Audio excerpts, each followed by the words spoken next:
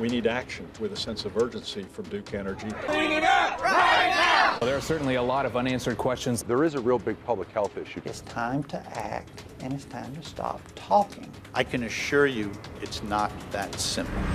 Come clean the quarry! Come clean the quarry! The issues have put the state under fire from environmental groups and federal investigators who are now questioning Diener's relationship with the nation's largest public utility. The environmental agency, whose mission is to protect public health and the environment, continues to downplay threats to public health and the environment. People making the waste and disposing of the coal ash have so much political influence over the regulators. Diener Secretary John Skvarla says that's just not true. I'm incredulous that anybody thinks that we have not taken action on this. He maintains the state has done everything in its power to mitigate the issue. Our goal was to get to the cleanup issue as quickly and expeditiously as possible.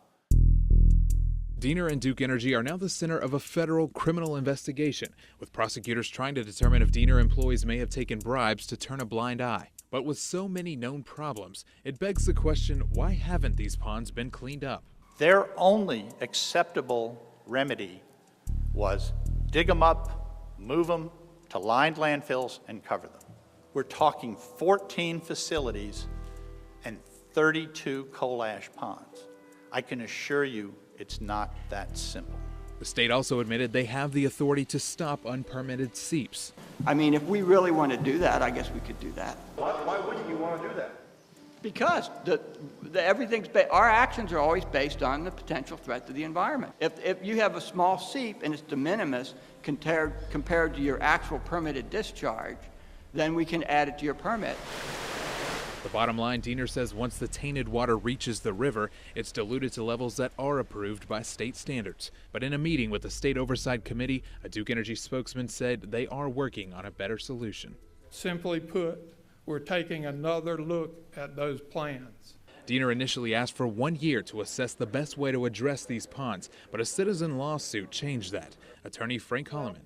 Diener and the Secretary of Diener has been going around saying, we want to clean this up, but we don't have the authority. The court has now told them, you've been misreading the law. You do have the authority.